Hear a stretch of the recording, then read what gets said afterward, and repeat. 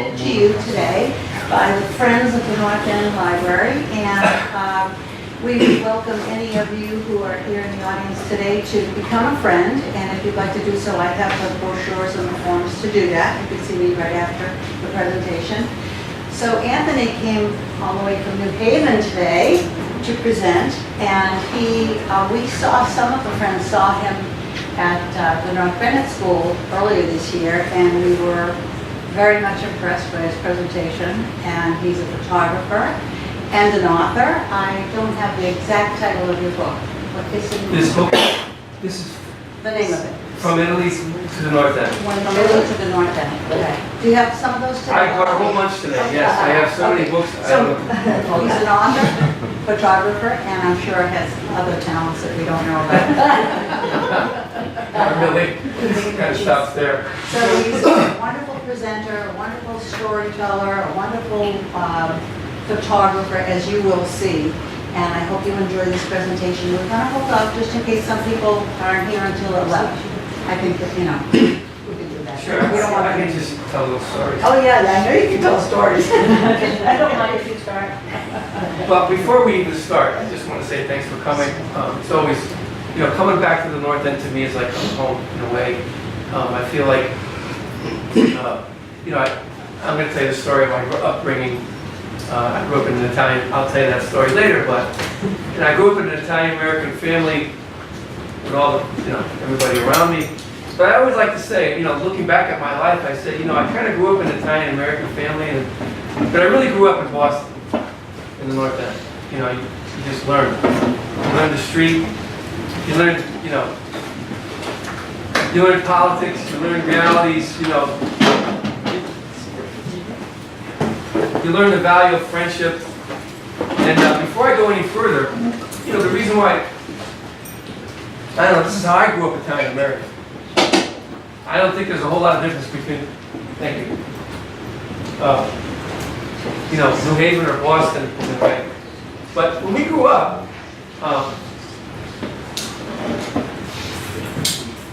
one of the values that we kind of grew up with was that we valued our friends and our family more than anything else. We didn't have a whole lot of interest. We're talking about the 50s and 60s now, the 70s. What came first was your family and your friends, and so that kind of value was stuck in you, so that, I can feel the warmth when I come places. When I come back to the North End and find people that I can still see that are still here, it's that reconnection. And someone who's very dear to my heart, that's even in the audience today, that took the time out from his busy schedule, was Bobby LaRocca, who was a guy that I intersected with, when I came to Boston in 1978.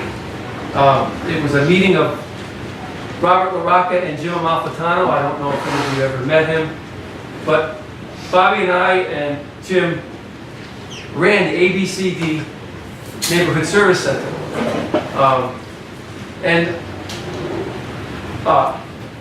It was an interesting time in the 70s. The neighborhood was changing very quickly. And there was such a need for strong advocacy for people to help people.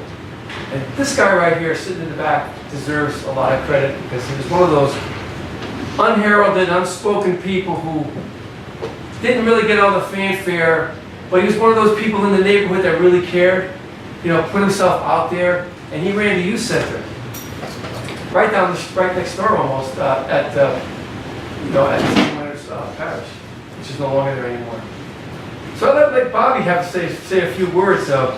Here I am, this kid from Connecticut, coming up to the North End, get the job to run the Senior Citizen Center, and I'm like in a foreign country because just as well as I know, you don't just walk it, especially in the 70s or the 60s, you don't walk into the North End and say, where's my job? I mean, first of all, there were no jobs to be had in the North End unless you were part of the family or you were connected, let's be honest. You know how it went. And for me, this kid from Connecticut to come up here who talked funny, with a New Haven, they used to say I had a New York accent, which I didn't, but I guess I do. I came into this world here and I was accepted by a lot of people, and I'm forever grateful for that. And Robert was someone who, welcomed me into the neighborhood and helped me achieve what I could achieve, supported me in my work. I'll tell you a funny story about the photography stuff. You know, something about ignorance is bliss. You know, I was just a young kid, 25 years old. I had just come back from Italy, and it didn't dawn on me, you really shouldn't walk through the North End with 2 cameras around your neck and a tape recorder. But I did, because I was on this mission to save what I could, to document the North End. I wanted to save the stories of Michelina and Michele and all these people who were so dear to me, at least, and to the crowd. And I wanted to capture them in their lifestyle because I knew it was changing, and I knew a couple of things, that we all have to pass away. Like Michelina used to say to me, how many people here understand Italian? That's dwindling. Okay. Michelina said to me one day, she said to me, Guaglio, she said to me, solo una volta si muore. Solo una volta si muore. You only die once. But you know, that reality of dying was right here. I mean, I worked with the elderly people. I knew it was changing. The neighborhood was changing. And I tried to photograph and document that lifestyle, which is what this book is all about. This is a time capsule. This is the story of a neighborhood it's not here anymore.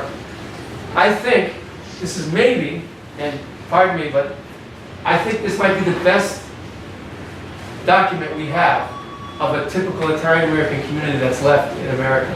I don't think there's anything quite like this, because there wasn't anybody crazy enough to run around with 2 cameras in the North End for 2 or 3 or 4 or 5 years, and then have the support of people like Robert LaRocca, who told me one day, Anthony, you're being watched.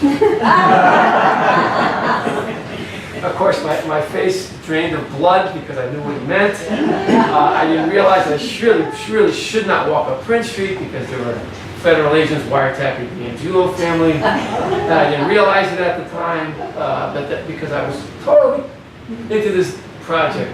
But then Robert took me aside, put his hand on his face, he said, don't worry, it's all right. I told him, you work with the old people. Tell the story, Robert. Tell him. No, that's true. I mean, it was great. I wasn't prepared for this.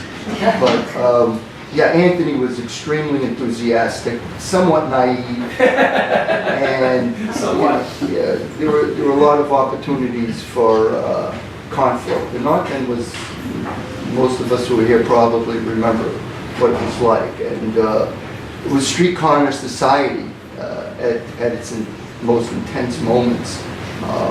But there was the other part, the beauty of the Italian heritage that we were so fond of and grew up with and had the opportunity to experience. And Anthony seemed to capture that and was so enthusiastic. We were part of that. I worked with the young people. You left me. You got the floor now. I got the floor. Maria helped me. So, yeah, I worked with the youth at that time. You know, it was the 70s. And, it was a tumultuous time because the Vietnam War was ending. Drugs were starting to manifest in the community.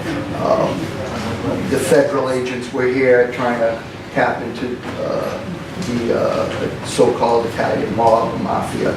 So it was kind of a very tricky time to live in the community at that time. And there were various groups. And the strongest groups were the senior citizens. I mean, there were people like Angie Capone, Josie Comperchio. They were stalwarts. And, you know, I mean, I knew at the time because I was trying to renovate the North End Bathhouse. I was the chairman of that committee. I was young. I grew up in North Bennett Street. I grew up in North Bennett Street, went to the industrial school, went to Christopher Columbus, went to St. Anthony's School, worked at all the youth centers in North End. So, you know, I really fought to keep that facility. You know, at the time there was drug use in there, and went to the police station. Eventually we got support from city councils, Freddie Langone, Sal Mason Road, and we got that building rebuilt. But the strongest groups were the senior citizens, and I think Anthony tried to capture that. Anthony and Jim tried to capture that sense of community, the values, and the hard-working knowledge that they brought to our culture and our heritage. Usually we see what's on the news. We were captivated by those images of what's what's newsworthy. And I think Anthony was able to really get in and get some more support of our director, Jim Malfitano. And he really captured the heritage that went on. So Anthony, I'm not doing this for you. Where are you? He left it up to you. Really? Oh, gosh, no. So, I don't know, I know some of the people here, Marie, Josie,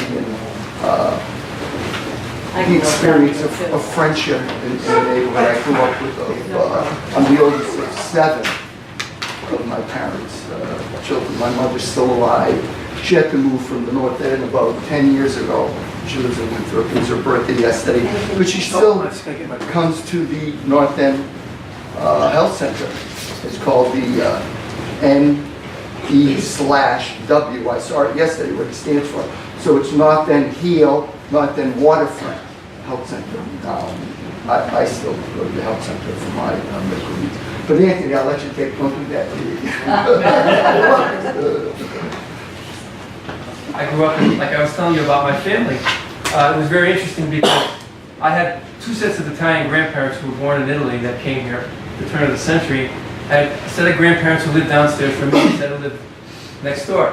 And then I also had aunts and uncles who, when they got married, made the bold step of moving across the street. And had cousins, and our house was the hub of everything.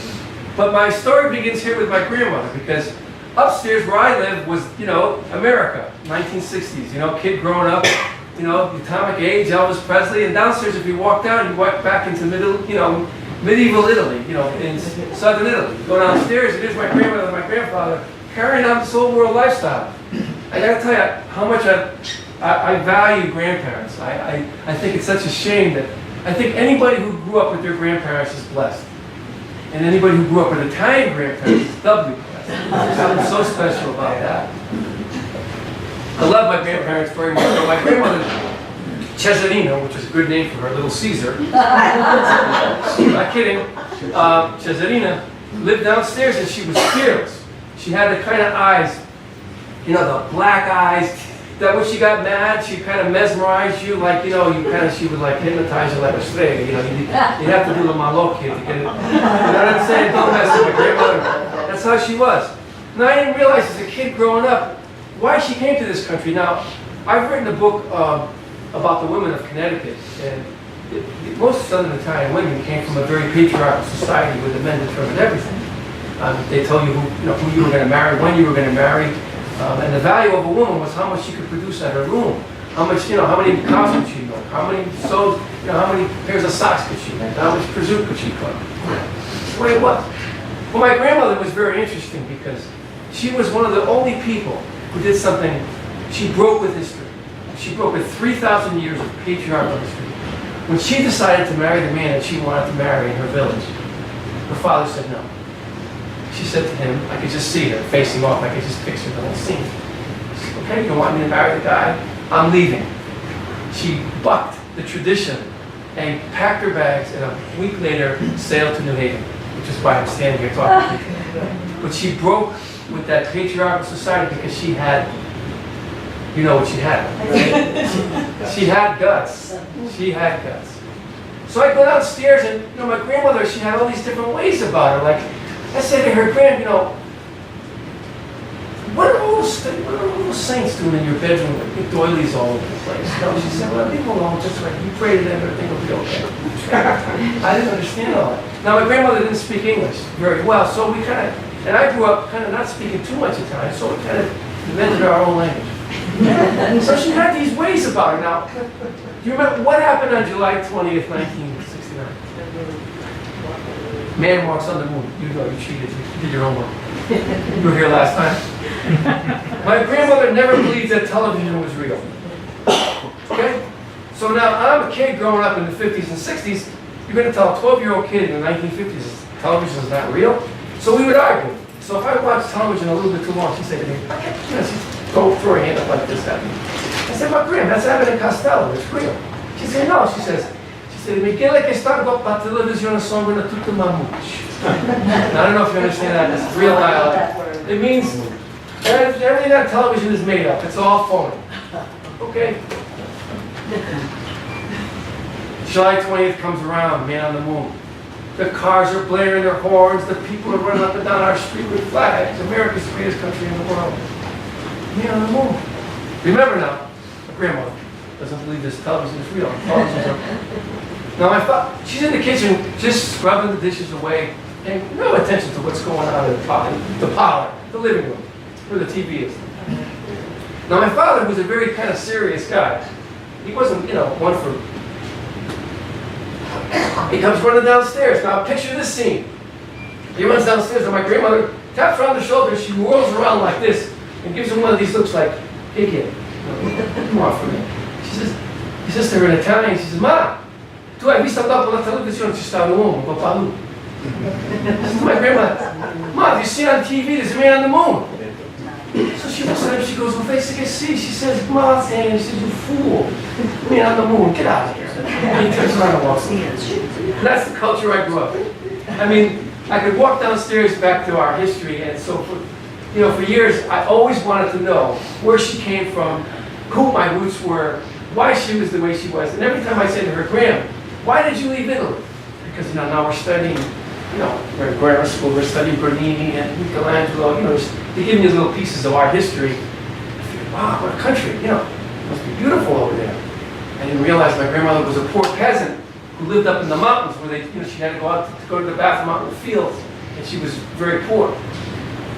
And all she would say to me in response was, I don't like it. But she wouldn't tell me anymore. So that fueled my hunger, to know more about it because I deeply loved her very much in my culture. And that's what began my journey. And that's where the book starts. It starts with my journey going back to the little villages of southern Italy to find my grandmother's roots, I wanted to walk in her steps. So I went back and my second year, I went to Providence College, and I was fortunate enough at Providence, they had a summer program. And while I was in the summer program up in northern Italy, one weekend I decided to take the train, and that's where the book starts. Me taking this train down from, how many people have been here in Italy? You've been taking the train from north to south. Well, maybe you should have taken the train from north to south in the 70s. Once you got to Naples, and started going inland, it was like you were taking a walk back in time. I went, to find these people. I went down this train line. It was like one car. We're going along the train, and the trees are getting closer, and the bushes are rubbing against the windows, and you can't see anything. I didn't know where I was going, but I went back and found her village and my uncle. And this is where they live. Now, you have to understand, there's no places like this anymore left in Italy. They're all modernized. But when I went there at the time, it seemed like I was going back to like the 1800s. There was a big castle on the side of the hill, this old feudalistic castle where the Aragonese ran the country. So this is the family. Okay? And I lived upstairs here. And I wanted to live what they call that everyday life in southern Italy. They call it la vita di quotidianità. Everyday life in southern Italy. Because in the little villages in the south, they just kind of do the same routine. They're time honored. They do the same thing pretty much every day. 8 o'clock they do this, 9 o'clock they do that, 10 o'clock they do this, Sunday they do that. And I loved it. I just enjoyed it so much. I fit right in so easily. After a while, I almost went native. And I'll tell you another story as we go. But I lived up on the second floor with my cousins. And one Saturday morning, I woke up, they had to pull me off the ceiling, because I heard this screaming guy go, the fruit and vegetable man used to come here and park his cart on the window every Saturday morning. I didn't know that. And all the old women, all the women would come with their shawls, and they would come and they would buy the vegetables. And this is the life that life that I kind of documented. These are my cousins, my uncles, making bread, just daily life. These are nice pictures and they're very beautiful, but that doesn't exist anymore. I went back a few years ago, and that communal oven, which everybody used in their little complex, is now, it's all in pieces. So I said to my cousin, why don't you make bread? He says, it's easier to buy it at the store. So they become very Americanized too. So every morning my cousin would wake up. This is, what was so beautiful about how warm they made me feel and how comfortable I was there. My cousin John would wake up every morning, wake me up, say, I'm going to in. What if I go? What if I go? Okay, what is it, John? Every morning. Put the same record on, he would sing to me this song, Wake Paisano. Put the record on, sing on top of his lungs to wake me up in the morning. This woman, Luigina Sandagata. I'm in, living with my uncle, my cousins. And she comes over one day, and she knocks on the door, and she says, why do I want to see the American boy. I come out, she says to me, why no? She said, you don't understand. She said, I used to work with your grandmother in the fields in 1910. I got this cold streak up the hair stood at the end of my back. I couldn't believe it, that this woman actually knew my grandmother. But if that's not a peasant face, if that's not the face of someone who worked hard all their lives, I was saying, you don't see faces like that anymore, even in Italy. I had a friend of mine come over. I had a show of my photography work in Connecticut. And this actor came over from Italy, from Sicily. And he came to see my show. And he said to me, Anthony, even in Italy we don't look like that anymore. He said, we all got fat. I said, we don't look like that anymore. You're not going to see faces like that. The world has changed. So what you have, he says, they're all precious. These pictures are history. So we used to go up into the castle. Now this is just what I'm talking about, everyday life. We just would hang out in the old medieval castle, my cousin John and Anthony. We'd go hang out in the turrets. If you went up in the turret, you could look out in the countryside. And of course, being the romantic guy that I was at the time, I could just picture my grandmother out there somewhere working in those fields. And we'd go pick pears, and we went pear picking one day, and John whacked the tree, fell down, hit Anthony on the head. Just little snippets, just little moments, just everyday life. I'm sorry. This is the local bar from the 70s. I'm sure bars, if you've gone to see bars in Italy now, they're very high tech and they're really cool. But that's just the way it was then. I mean, this guy's amazing. I don't know. I wish I could have met him and talked to him. He's got an interesting profile there. Could have probably used him in a movie or something. So then I went and found my grandmother's, on my mother's side, I went to a little town. I don't know if you ever, I even hesitate to say it because our roots, our people came from all these little isolated villages that no one ever, if you didn't come from that area, so if I said to you the town of Cesarunca, does that ring a bell to anybody? I didn't think so. Not only that was the big city. She came from the mountains 3 kilometers up behind Cesarunca, which is this old medieval city. Anyway, this was my mother's aunt, my grandmother's sister, who lived my grandmother lived next door to me. And we went and found her. And when I saw her, I thought it was my grandmother all over again. And what she would do, she was carrying on her old world lifestyle. When I say old world, she had out the window, she was going to throw the garbage out because the donkey down below and in the foyer downstairs had to eat, so she was just about ready to pour it out. And then she would bake her bread up in her, her oven there. It was built into the house. And again, one day we were there and this woman came over, actually my mother came and visited us, and this woman had lost her husband 2 years prior, and he was wearing black. She was this peasant woman. And I wanted to capture, she was telling my mother how hard life was and how much she missed her husband. And if you look at her body language, you could almost see the pain in her. And the reverence for death that those people had. They would wear, that story, we'd wear black, for years. You couldn't listen to the radio for months. You couldn't have any enjoyments because you wanted to pay homage to the dead. Now I go to funerals, it's like a wedding. It's the first time families have seen each other for like 6 months. So now they're talking about, you haven't gone to any lately? I mean, it's a celebration. But it's definitely our culture has changed a lot. She cooked. She wanted to cook dinner for us one day. This is her kitchen, believe it or not. It's just rough-hewn floors, and she had all her maginettes, her espresso makers in here. She had her oil here. She wanted to cook for us that day. She made us a nice dinner. She was about 82 at the time. She had that kind of smile that she just radiated warmth, no matter what she said. She just had this, so much goodwill in her. Whatever she said, you just felt that warmth about her. Just like my grandmother.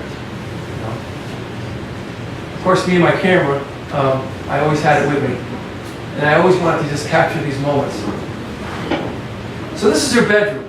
And I didn't realize a couple of things till later on. I could never understand why, for example, why would you have a picture of a saint tilted downwards over your bed? And I looked at it, and then it finally dawned on me. Being the religious person that she was, and the reverence she had for the saints. Remember now, we had more reverence for the saints than we did the Pope. That's why the priests used to think we were pagans. Really, we had more veneration for our patron saints. We believed in the power of their miracles more than the Pope. And it didn't sit too well with the priests when we got here. That was tilted downwards so that when she woke up in the morning, the first thing she would see was the saint looking down at her. See it? So one day, I was there. She said to me, "Why don't?" She says, "Come over. I want to show you something." She had like a steeple, a closet. She says to me, "I look in there." She says, and I looked in it, and I saw these black folded clothes. She said, "Those are my burial clothes." She said, "They're all folded, ready to go. Black." She said, "Very nice, very beautiful." She said, "When my time comes, everybody knows it's right there. That they can bury me in my clothes." This is just her village. You could be in 16th century Greece. I don't know. You could be in southern Italy. It had that ancient feel to it. Here I am, this 19-year-old kid running around with a camera. I was just amazed at the beauty of it and the sense of history that you had. So one day while we're in the village, I see these kids. They're running up this alleyway. They're throwing rose petals on the alleyway. And I didn't realize it, so I stood over here. And sure enough, around that corner came this wedding procession. And I just snapped it as they were walking up. Now, if you notice, this is not a funeral procession. This is a wedding procession. And it's not a smile on the person's face. Now, I do know that the people from that village, and most people from the southern Italy, pretty serious sober people. They take life very seriously. But then I found out something later. Someone said to me, it was also a tradition that the bride, the bride, that's her father, by the way. That's not the groom. That's the father. You're supposed to look miserable. Not miserable. You're supposed to look unhappy because you're leaving your family, and you don't want to be too happy. You don't want to show that you're happy about leaving your family because you want to show respect. And that's why. That's another theory why you see so much. When you were there, was she able to choose her own spouse, or were they still arranging? I didn't know her. No, I have no idea. All I know is that she didn't smile all the way up that way. Maybe she didn't. It's a good question. It was 1972. Maybe she chose. I'm sure that it had to fit a certain template or somewhere. What would you want to call it? Yeah. So this is now. They came up to the church, and these are all the little kids waiting, to throw the confetti at them and everything. And this is the washing place. These don't exist. In Italian they say lavatoio. Lavandice, they call it, the clothes washer. Now in our history, the washing place was one of those little environments where women could talk freely. And it was a place where they would trade gossip and they would wash their clothes and find out what was going on in the city. That place it's still there, but no one washes their clothes anymore. There's like water that runs down through. Supposedly the Roman aqueducts, the system that was built through southern Italy, the water runs through here, and that's what they would use to wash their clothes. And it's all closed up now. The guy's playing cards. Slow the car down. This is just my great house village. Sometimes there's nothing to say. I mean, just for your viewing, to look at.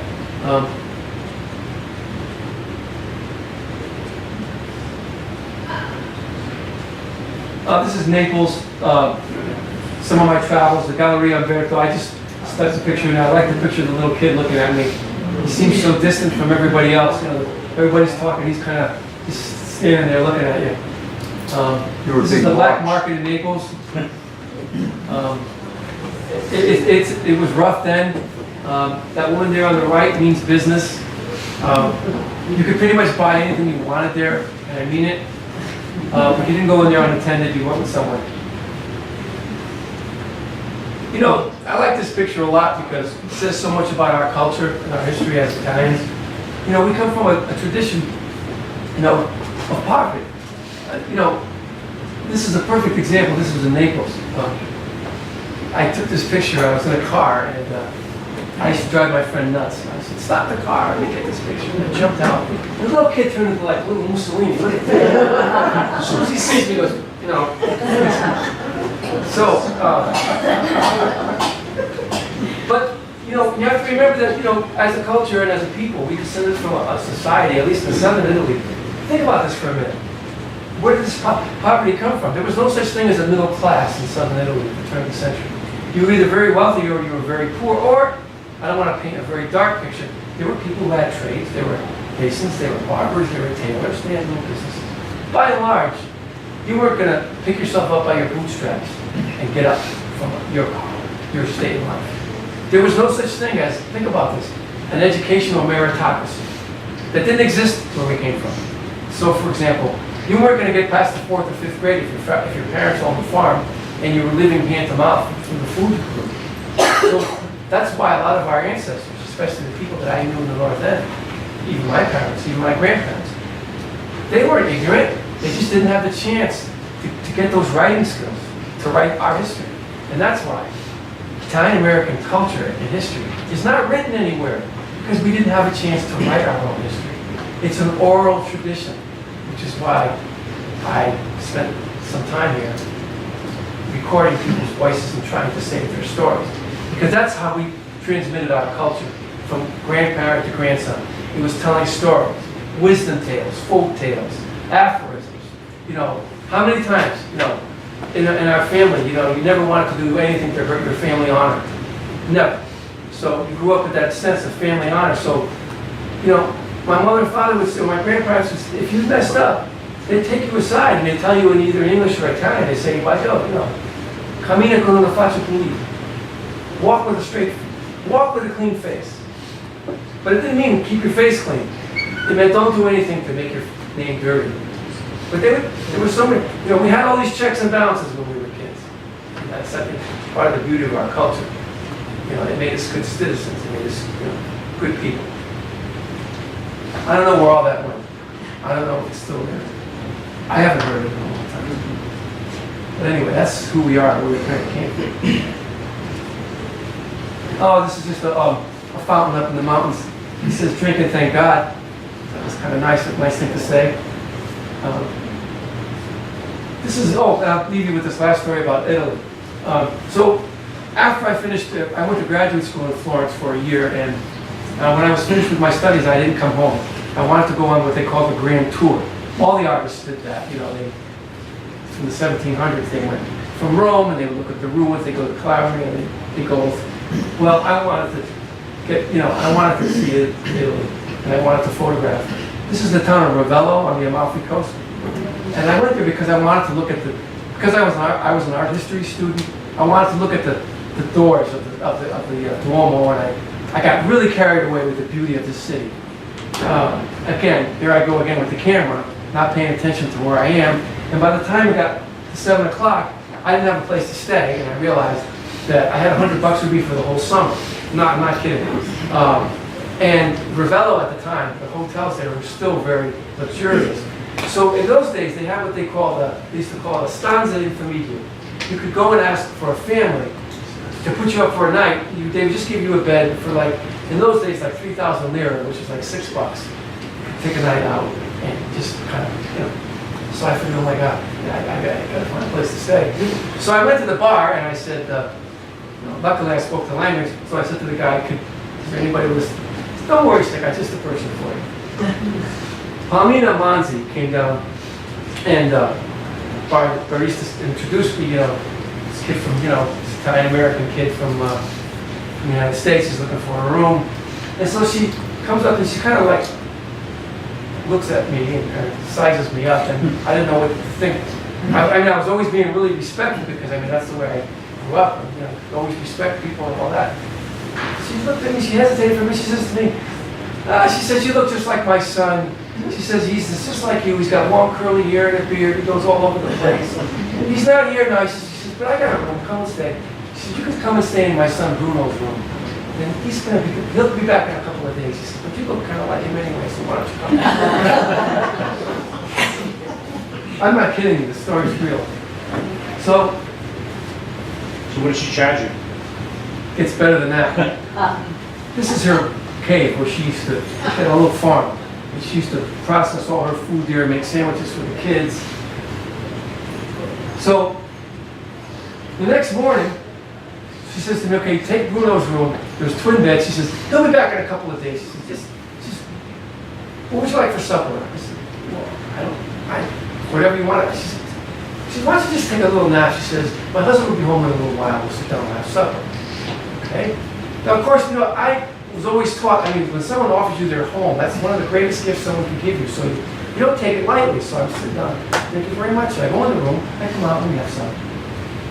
So the next morning I wake up, and she says to me, Andoni, she says, what do you want to do today?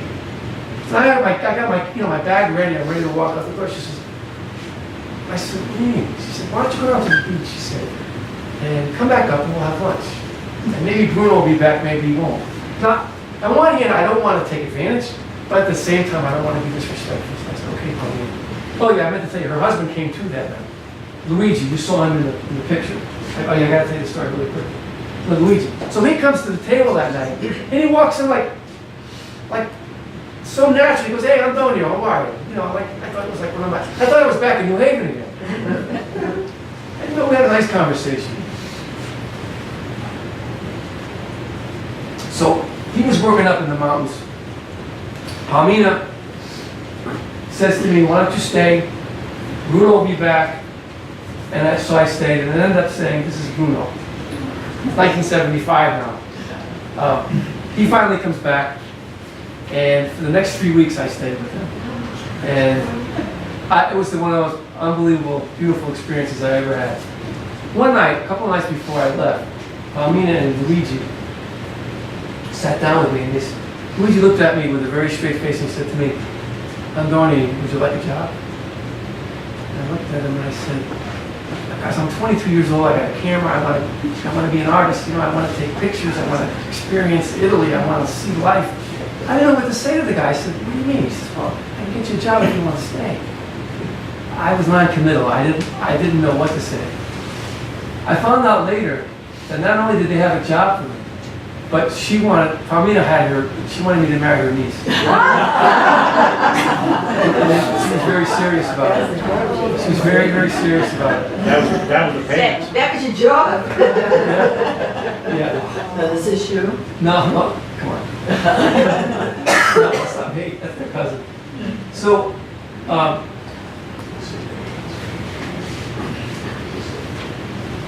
about 4 or 5 years ago, when I had that art show in Italy, that picture of Luigi and Palmina was in the show, and they made a digital copy of it, and it went online. One night, Bruno's son, Luigi, who's named after the grandfather, is surfing the web, and he sees his grandfather and grandmother, and wants to know who the heck took the picture. And his father, Bruno, tells him that's Antonio. That's Antonio, the guy who your grandparents always talked about, because I kept writing letters, but Bruno never wrote back. And I only found out later that to the day she died, Palmina always asked, what happened to Anthony, the American? And that she had a picture of my wedding on her mantelpiece, on her cabinet. Right up to the day she died, she always asked what happened to Anthony. So the grandson said to me, I have to meet you. Can I come to America? And I want to bring my wife. Of course I said, yes, of course I would. So he came, and he stayed with me for 3 weeks. And then the last day he asked me, when he was going back to Italy, he said, would you come to my wedding? And so I went back to their wedding a couple of years ago. This is Sicily. I had the fortune to be able to see Sicily twice, again with my camera all the time. And you talk about the reverence for the dead in Messina, in this town. They would put little placards up on the doors when someone died. It says for my sister-in-law. They actually put large posters too Is that right? on the wall. Good pictures. Oh, they made it bigger now. They're still doing that to this day. Really? May I ask what kind of camera you were shooting with? I was shooting with one camera with only one lens. It was a Minolta SRT 101, and I bought it used.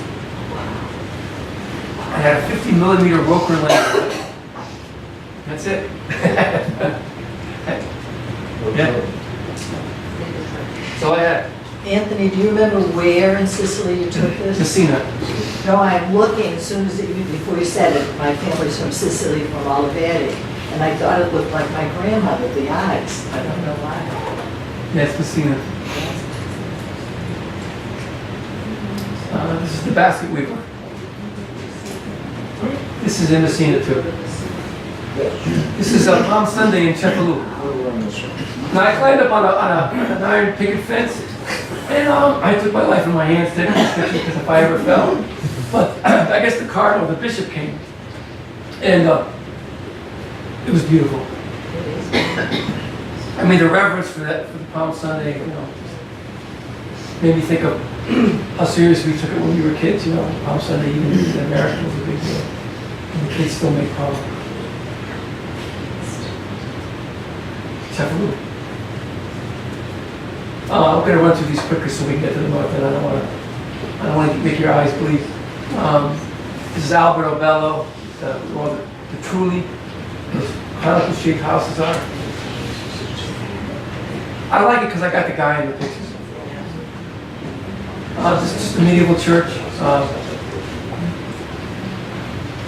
In this town of Pasticci, this woman dressed in this garb. Only the women dressed like this. And every day at 3 o'clock, that's the sense of the quotidianità, that sense of every day at 3 o'clock you come out and read your prayer book. And I was standing across the street, I didn't want to bother her. But there was a woman standing to the right, she said to me, she said, go ahead, take the picture. And so I did.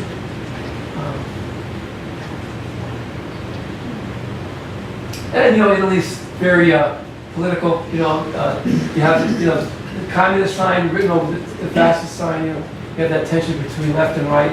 At least it was very strong in the 70s. Just, I want to get to the north end. This is Pietrasanta, those beautiful little villages that have these little archways when you walk in, the old medieval walls of the city.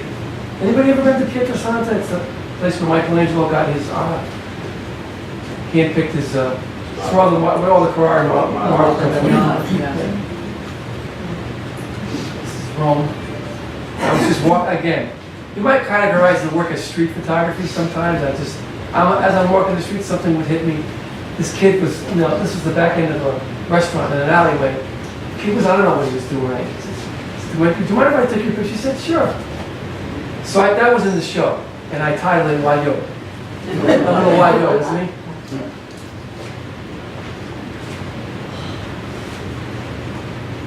This is Rome. So here we are.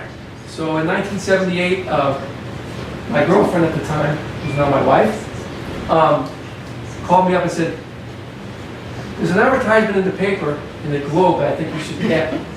It's for a job in the North End. So she mailed it to me, actually. In those days, it's like little postage stamps. Four sentences. Work in one of America's oldest anti-poverty agencies. Work with Bobby LaRocca. No, I didn't say that. Work in a neighborhood setting. Must speak Italian. I said, oh, must speak Italian? Great. I'm going to apply because I just come back from Italy and I really didn't know what I wanted to do in my career. I really had no idea whatsoever. But something about speaking Italian, working, I knew the North End. But look at this photograph. This is North End in 1980, with the expressway. That cut the whole city, cut the North End off. And by the way, for any of you here that have relatives that were living in the 80s, I'm just going through my whole archives now and I'm finding more and more photographs of streets and faces and people that I didn't even know I had. So if you want to friend me on Facebook, and if I do have any photographs, I will be happy to send them to you in time. I haven't scanned them yet. Yes, what else? So, the North End in 1980 looked like this. You who have been here could probably even appreciate it more because I can't keep up with the changes. I just drove up Parmenter Street and I almost smashed into it. I didn't know where I was for a second. I can't believe, what really blew my mind was that garage next door. This big thing opens up and it's your car. Are you kidding me? I mean, I never saw it. I never would have ever thought to see something like that in the North End. But then again, you see, you have the water surrounding the North End, you have the waterfront, the expressway. But I have photographs, and I found that I've got photographs of the Haymarket and all the different streets before everything changed.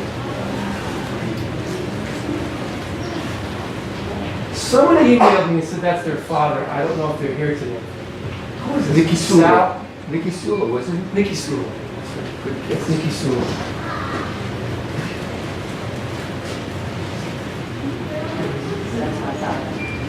No, that's your father. And this is Ernesto Vincenzo. And the guy on the right is Joe Levy. The little guy? The blue shirt, yeah. Antonio. What's his last name? I forgot. Oh, it's on Fifth Street. No kidding. I can't believe it. And that's Aquilino Susi, with the green Was sweatshirt. that on the right? Aquilino Susi. That was Burns. Yeah. Burns restaurant. And if you know any of these people, I'll stop. I mean, Farinella. Antoinette Marone. Antonetta, yeah. Yeah, Joe Farinella's grandma. She sold the periwinkles. Next that to right? both. She used to sell the periwinkles next to both. Remember that? Yeah. Next to both. She owned some good property in the North End. Really? Was gonna give away a building to my mother for very little money on Salem Street. And my father said, 7 kids, we won't be able to handle that. Boy, good opportunity. Generous woman. You want to say anything, Keith? Well, sure. That's my grandfather, Frank Palazzo, and he was, to me, Mr. North End. I mean, he just walked the streets. He loved the North End. Yeah. He was a fisherman on North Street, and his whole life was just fishing and telling me fishing stories about how he would just wake up, walk to the wharf. He fished with his father, and just how things have changed. So that disappointed him, how the waterfront changed. It's kind of dangerous. Well, he talked about that too, but the waterfront, as you see now, was filled with fishing boats, all the Sicilians, and he missed that. Oh, Checkadan. and Teresines. Yeah. So it was, split. So how I met Frank was because I had a senior citizen center on Prince Street. People would come and gather, or they'd be walking around. So he kind of walked in, he was a little curious about what it was all about. So I said, come in. And he came in and we started a conversation. And I taped him for about an hour and a half. And he told me the whole history of the Sicilians and the fishermen. And his story's in the first book that I wrote on the North End. That's all. That's her, Marie and Vic, Want to share any Tracy's stories? dad, yeah. Yeah. Do you have any stories? Everybody called him Papa Trout. He was like the mayor of the North End. He was an icon in that con. I lived right across the street on Venice. You felt safe when Joe was there. Is that the Christopher Columbus jacket he's got on? No. No. Oh, yeah. Everybody knew my father. Yeah.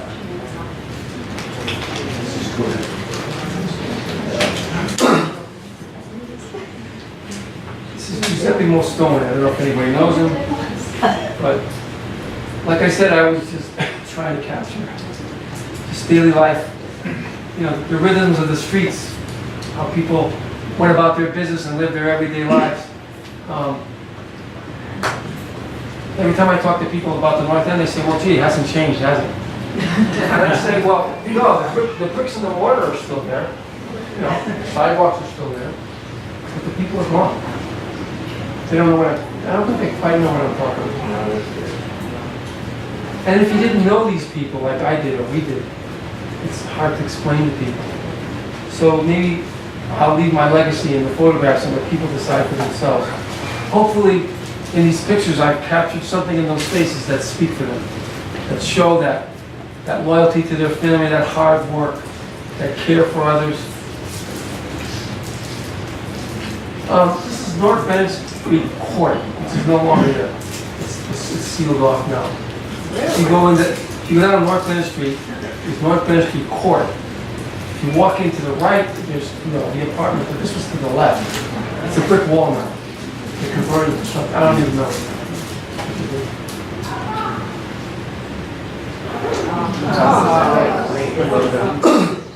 This was Mariangela D'Antonio.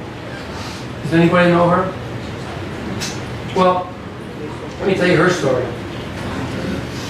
She lived on 10 Unity Street. And her house got converted to condominiums on the second and third floor. She was under rent control. So they couldn't move her out. She had lived there I don't know how many years, but she was very happy there, lived alone. And they told her to move. You know, they would help her move. She said, no, this is my house, I want to stay here. So they proceeded to bring construction workers in. They would come at 7:30 in the morning and start their work overhead. And they would make a lot of racket. And all the dust started to fall down on her food and her clothes.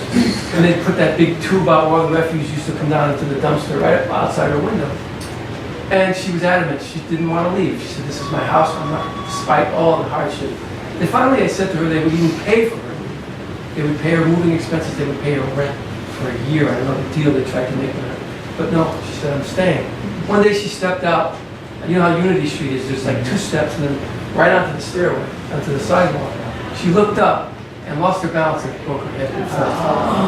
And she vowed to come back, but she never did. So this is one of the casualties of the new Boston. This is what the part that you never hear about. And, what condominium and gentrification did. The other side of it, that some people, what they went through as the changes occurred in the late 70s and the early 80s. To most of these old Italian people, their home was their kingdom, they wanted nothing else. They had worked hard to keep it. It was their little, kingdom, and they didn't want to leave it. They were very settled in their ways. They were, they knew how to live. They knew how they wanted to live. But Boston changed so fast that lots of times in Boston, the elderly community kind of imploded. They put people in, of course, which was amazing to us, but they built a nursing home, which was unheard of in Italian families. You'd never put your old people in a nursing home. In 1984, they built one because a lot of the families were not intact anymore because the younger kids had gone off to pursue the American dream. The hard work that these grandparents did was the college money that these kids got to go to school, so they left the neighborhood. So many of these elders were left alone, so they built a nursing home. Or they built these, like the Casa Maria and all these other places. And so these people left their cold water flats and they created this vacuum, and that's sort of why all these condominiums were made available. It's more complicated than that, but that's pretty much what happened. And Marianne, I go by there sometimes and I just look at that window.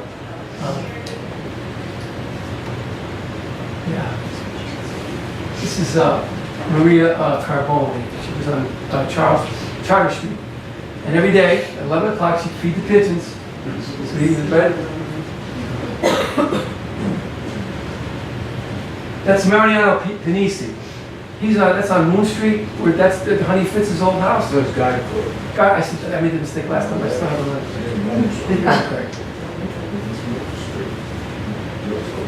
North Margin Street Baseball. This is Idolo Taglieri. That face is not made up. that kind of wistful face. He had just told me his life story.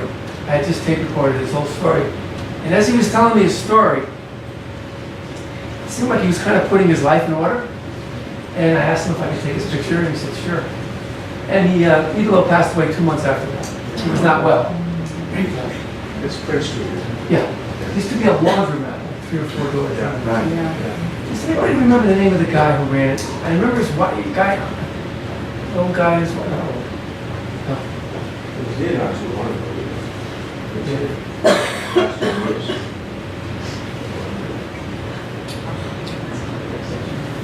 This is Baldassare Riccio. I don't know if he wasn't, but he was Sicilian. He was a construction worker, worked his whole life.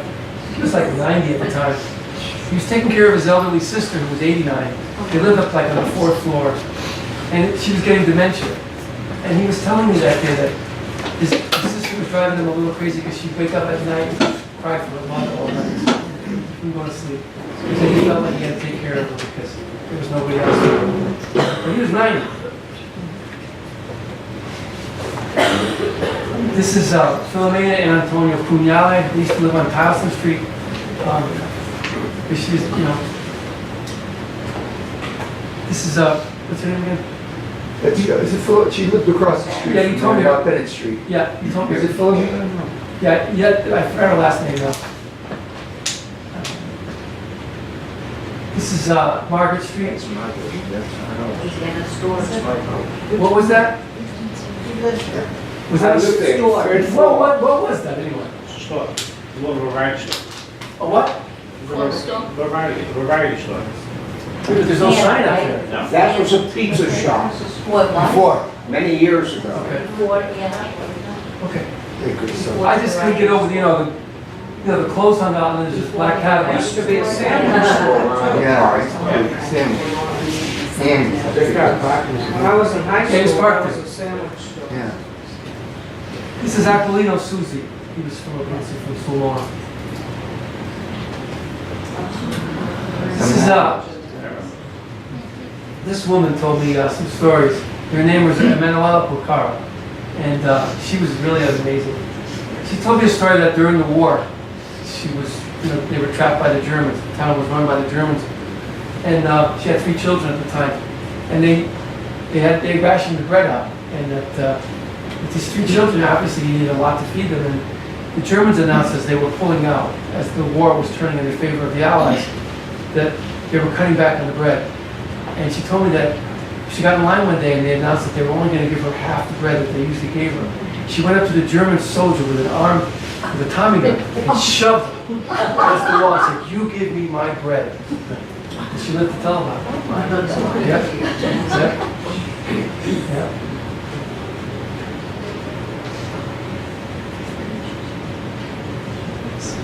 Yeah. That's my uncle. Salvador. Salvador. Yeah. Now someone just emailed me the granddaughter of Salvador.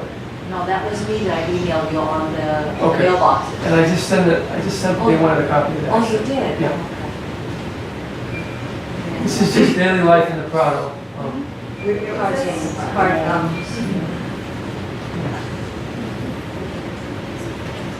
These photographs are from an insider looking out. They're not from an outsider looking in. You couldn't do this.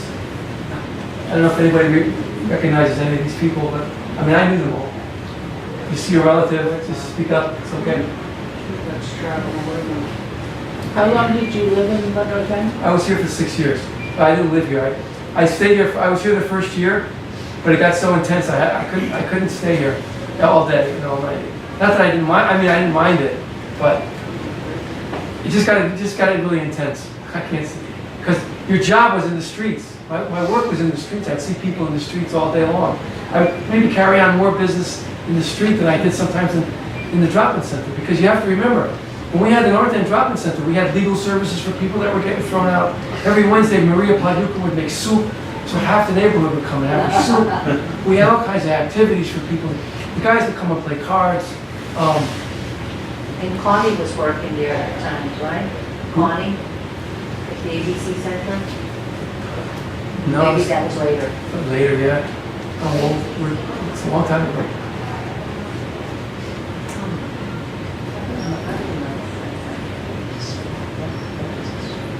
It's Michele De Leon. I think he was from the same town as the fruit vendor. I'm not sure what town they were from, but it's definitely It Sicilian. looks like one. Definitely Sicilian. He told me where he came from. That's Duke DeLuca. Yeah. Anybody know Duke? Yeah. His name was Anthony. One day I just walked up, I knew him. I said, he just had a cigar in his mouth. I said, would you mind if I took your picture? He said, oh, yeah, okay.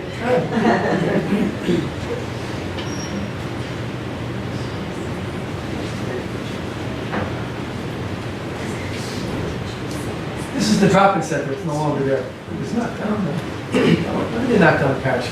Years ago. What a mess that place was. Remember, Robert? Yeah. We took it over because no one else wanted it. It was this dank, dirty, old, rundown place that they never could have rented out if we hadn't walked in there. So on the drop-in center was on the first floor. Robert was up on the third floor, and the second floor was where Jim and Malfitano. We had the fuel assistance program on the second floor. Is that on Prince Street? Yeah. Yeah. Yeah, if you look Across carefully, from Columbus. that's the Columbus Center right there, the Yeah. wall. Yeah. A little to the left of the wall is the center.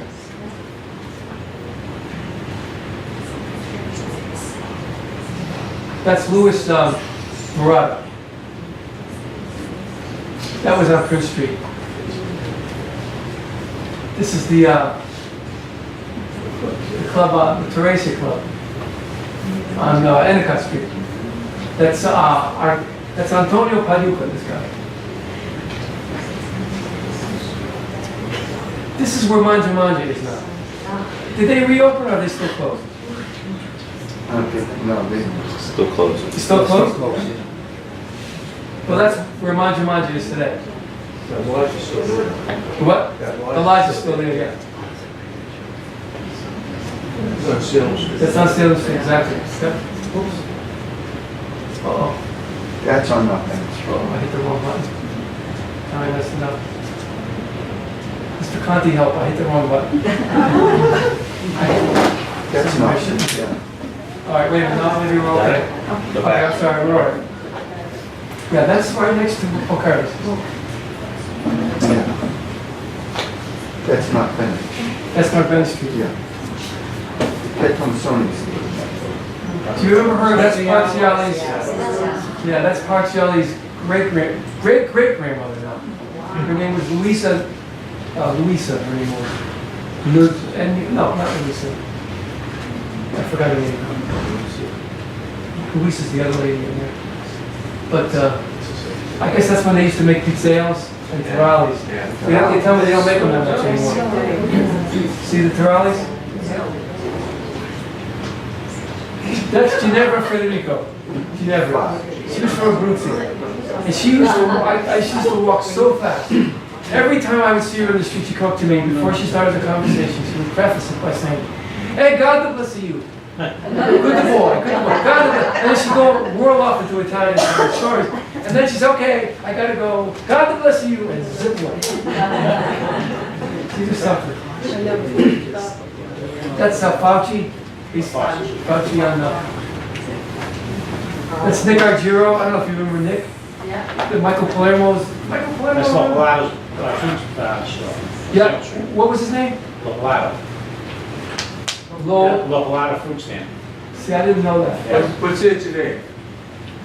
That was a, Because that was next to Caruso. right, a couple doors down. There were like 4 brothers that owned that place. Oh. What street? That's Melon. It's Salem Street.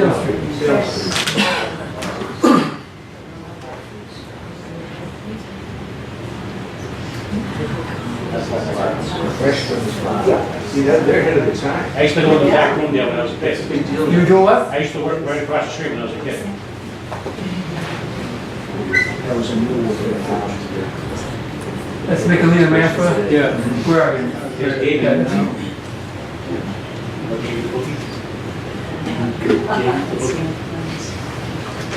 This is the corner of Cross Street and Salem. That in the stars? It's an Irish bar now, I think. Rosario. Rosario.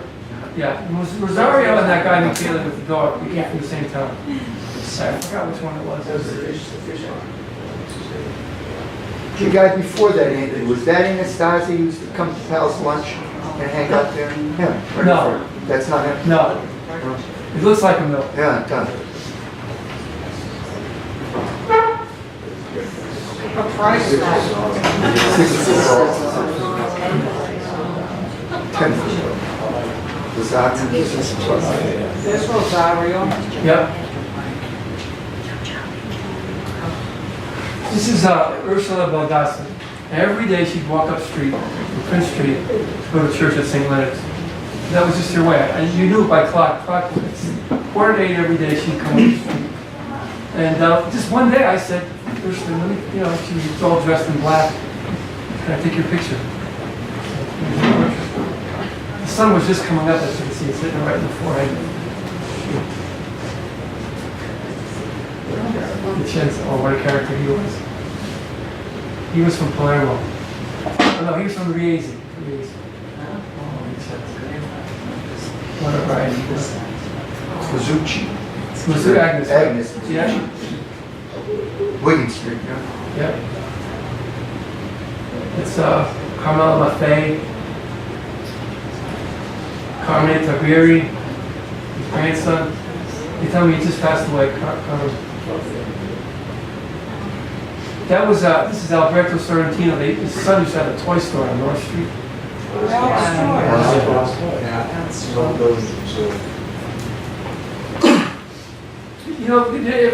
Have you ever seen that painting by with Grant Wood, American Gothic? Yeah. Well, this is Italian American Gothic.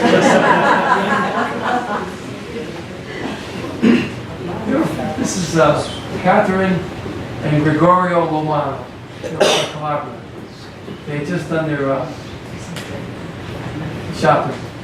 These are the guys on the corner of Hanover and Cherry cheese. that's where the Chinese restaurant is now. Oh, yeah. Yeah. Prince and Hanover. This is Henchman Street on a warm afternoon. Now, if you didn't know, we were in the North End. Could we be in Italy? Except for the milk crates. Yeah. Yeah, right, the milk crates. Maybe what would it be, hay or something, or what? It'll probably be that way.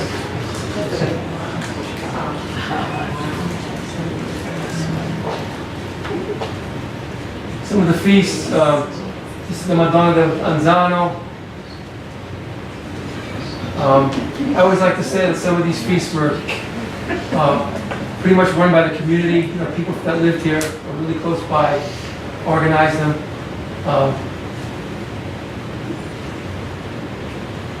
Where are we? Is this Italy or are we in the North End?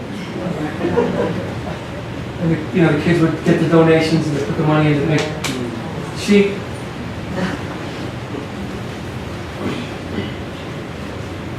This is the San Rocco feast.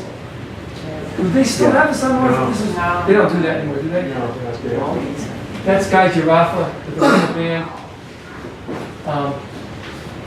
Yeah, another episode where I did something kind of crazy, but didn't realize it then.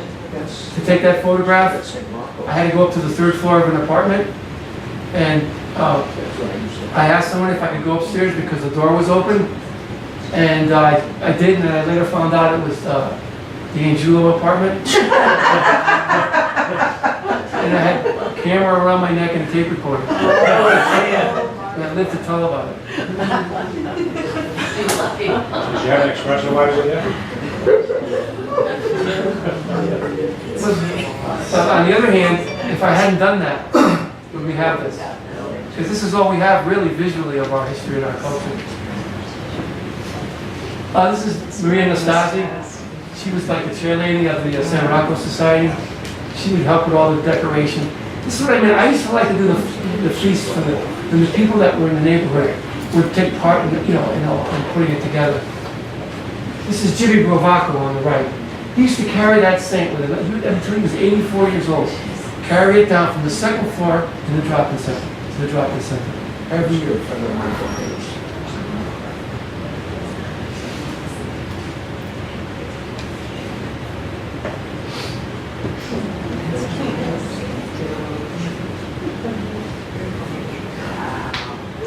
This is on Endicott Street.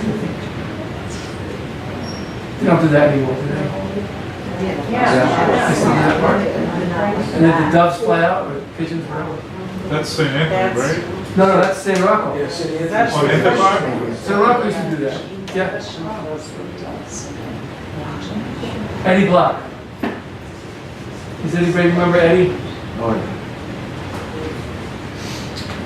Eddie was an Irish, he has his face of Ireland on it, yeah, on his face.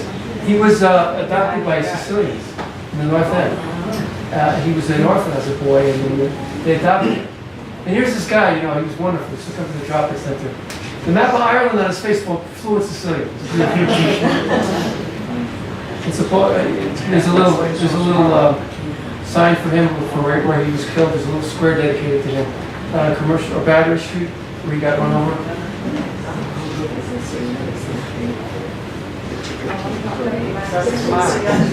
What's his name? Letizia. Mark Letizia. Is he now 58 years old? Yeah. Just about. Again, if anybody sees pictures here that, you know, just friend me on Facebook, I'd be happy to, I'm happy to share them with you and send them to any family members because I know how much they mean to everybody. That picture's already on Facebook. Yeah, Somebody took a picture of him, put it up there. Yeah. Sent it to Mark. I did. Oh, okay. I think I did. This is guy with his trumpeter there, Stanley Pugliese. Roma beer. Yeah. Is that Mike Savino? In the middle here. Is that right, Robert? Oh, I can't see. That's Dolly's brother. Johnny Savino. Johnny Savino. John Savino. He was married to Stasi, walking barefooted. She made a vow that if her granddaughter was healed for the serious operation that she had, she'd walk barefoot, for the rest of her life, and she did. They don't do this anymore for St. Anthony's, but I guess the kids used to get dressed up as monks.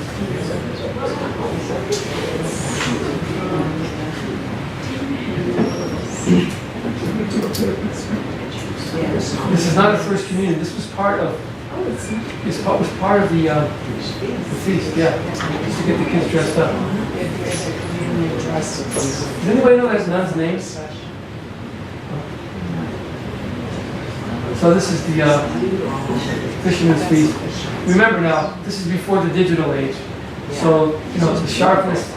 It's I shot this with a handheld camera. And again, I took my life in my hands getting this picture too, because the guy let me. I went up. I knew this scene was about to unfold, and I wanted to get her coming down, but I needed to get into an apartment house that was on the same level as she was, so I could get the right angle. So I had the nerve to go up to the second floor of this apartment house on North Street and knock on the door and plead with the person that, yes, I'm Anthony, I work with the old people. And I'd like to get some pictures out the window. So the guy who let me in was this guy in a t-shirt, a big cigar in his mouth. Hey kid, what do you want? I said, can I get a picture out that window?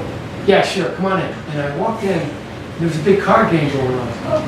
And I didn't realize it, but as I walked by the card game, there were four guys. This was a very serious card game, because there were two pistols on either side of the table. And here I am walking in there with a camera around my neck. Didn't realize, so I walked over to the window over there, and I'm taking pictures, and I realized they're starting to get agitated. Like, hey, who's that kid over there? What's that kid doing taking pictures? So as I realized that, I should get the hell out of there, I kind of ran by the table, said thanks to everybody, and got chased by the guy who let me in. And last thing I heard him say, don't you ever come back here, kid. Don't ever come back here again. We're going to get you. Don't ever come down North Street again. But the word, I found out later that someone interceded and said, that's Anthony, leave him alone, he works with the old people. So I was okay. Thank God for the old people. Yeah. This is the headquarters at the Fisherman's Feast. Just Boston. South Boston. South of Miami.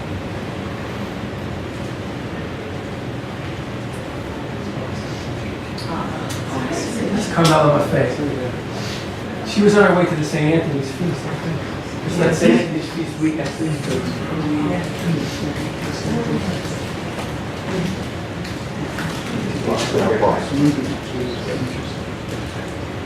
St. Anthony's Bread Day. I don't know if they still do that anymore. No. They still do St. Anthony's bread. They'll give a donation, they give you some bread. They give it to the poor. This is Nick. He used to come, he was one of our volunteers to the drop-in center. He's 92. He's making his pound crosses.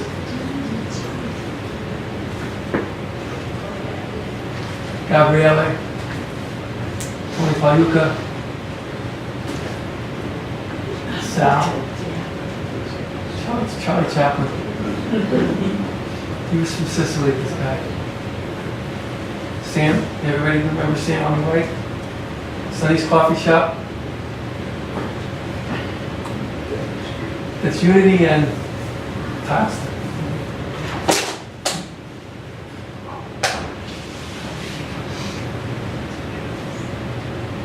Here we are.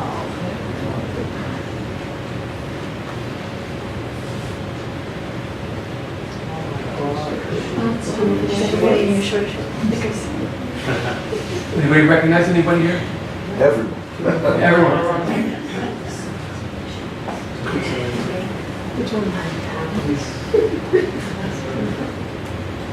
I don't know if you can read that, but someone scratched into the side of the building. I love my family.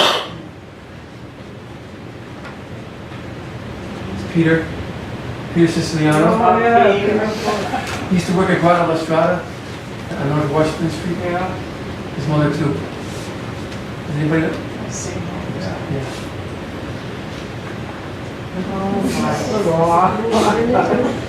Yeah. Now, can I understand something? They tell me that this kid is he passed away a few Yeah, years after. Riccio, yeah. What was his name? Riccio, Joe Val. Joe. Yes, I remember now. No, And he passed away too? no. No. Michael Matarazzo. Is he still? Did he pass away too? I believe so. What year was that? 1980. Can you tell by the boom boxes? Yeah, stereo boom boxes. All those kids worked in the program. Yeah, those were all on Bobby's program. That's how I got away with taking. I mean, I knew them. They knew who I was. This is Giuseppe Freni. He used to have his garden up on the rooftop.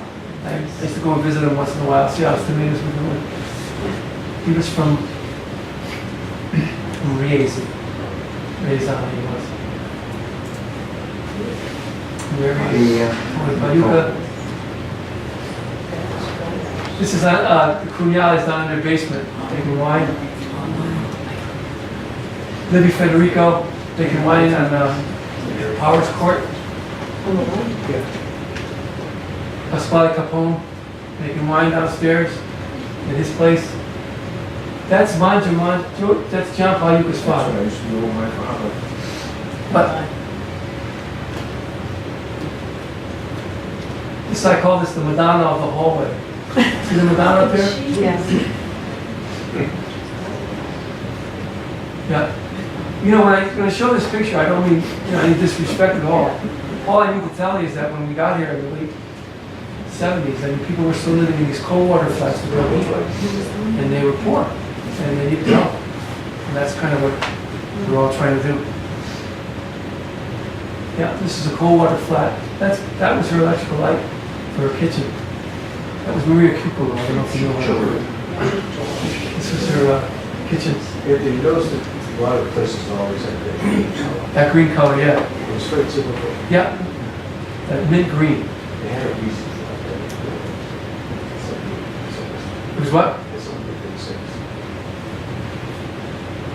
It's exactly this. Yeah. That wainscoting was green. I just wanted to document like these living conditions. Oh, this is Mary Angela. This is her house. She's got her clothes hung up to dry overhead.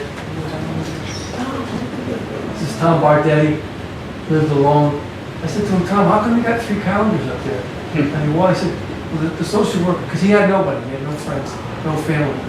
She said, put the calendars up there and mark the days off so you know So you're engaged with what's going on. So he had 3 of them. So he could just, but he had nobody. He didn't have any friends, didn't have anybody. You know, a lot of people took care of each other. A lot of these people in these cold water flats, these old people looked out for each other.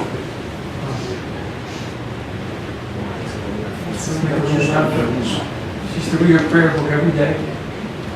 Tony's grandmother. Yeah, that's my great grandmother. Great grandmother.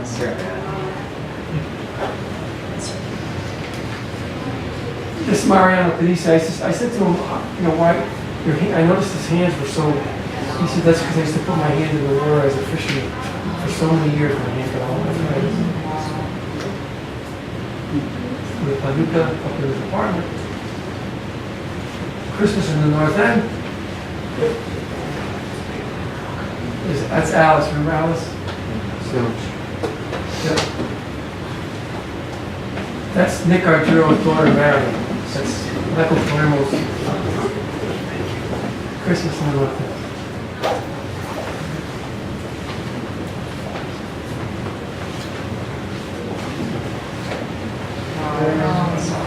That's the outside. That's the inside. I'll run through that. I'm getting tired. I don't want to keep it too long. Outside, inside.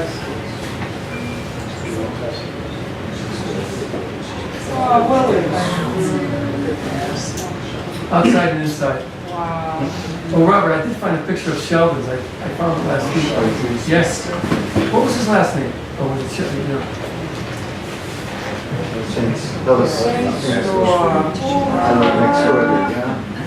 Helen's. Helen. It's the same store, Alpine Street. Sam Street.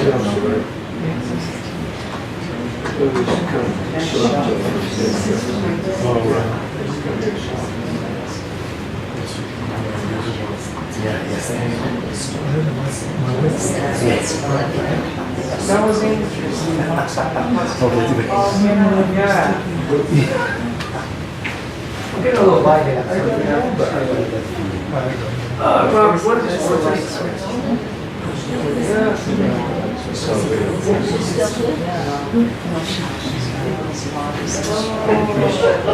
But the Gerard, I need some multiple diseases.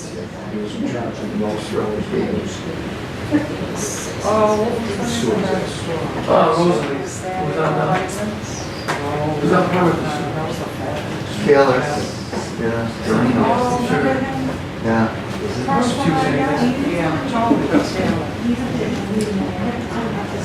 Oh, yeah.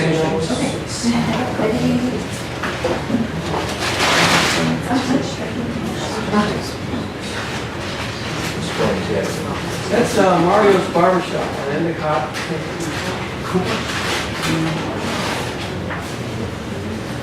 Green. Middle Spring Street. Green, Garden Court. Garden Court. Yeah, Garden Court, Middle Spring. Oh, yeah, Street. There's one here on the street. It's like a closet. There you go. Harry. Bobby, there you go. Yeah. That's Anthony, right? That's Anthony, yes. He's so much like his brother. Yeah. It's still the same slush bucket, right, Bob? The top part. The bottom was refrigeration. Was refrigeration. Sophisticated, Yeah. right? Yeah. Oh, Chip. Tilly's father.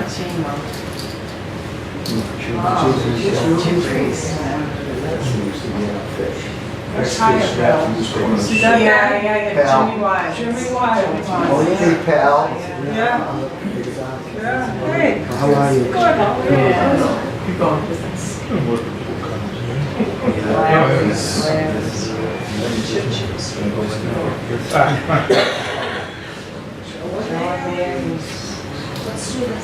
That's not bad. Al's Lunch. Where's that? Rodrigo. What street? That's That was Palmer Street, now Pagliari's Restaurant. I'm sorry, you're right.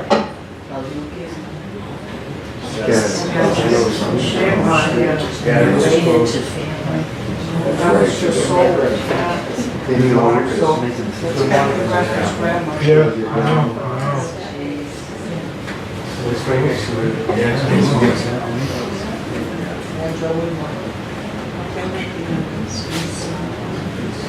What's that name?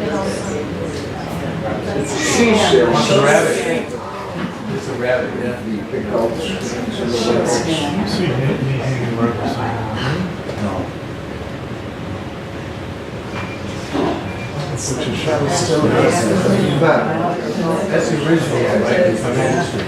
No, that's Hannibal, that's his Riccio in the middle, he's the father of the guys, he opened that place. Yeah, one machine. Where I'm going shortly. Yeah.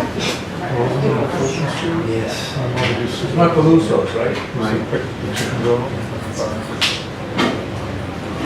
Corner of my yard. Yeah, Good with the sausage.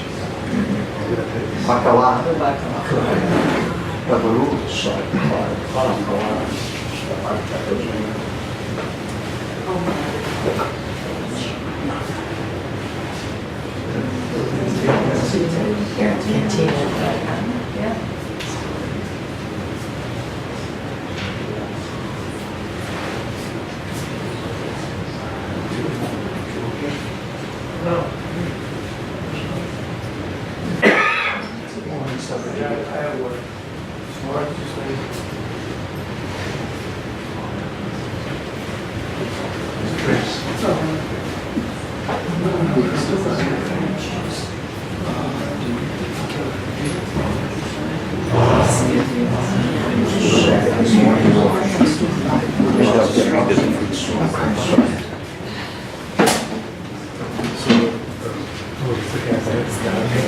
I used to bring my grandma. Yeah, I used to bring my grandma.